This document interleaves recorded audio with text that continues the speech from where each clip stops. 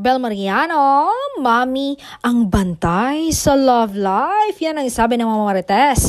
Todo bantay daw si Mami Kat sa Don Bel. Pero ngayon hindi na raw dahil tiwala na daw siya kay Donnie. Dati ay kung mag-date sila ay may chaperon, ngayon ay wala na. Nakuha na talaga ni Donnie Pangilinan ang buong tiwala ng pamilya Mariano.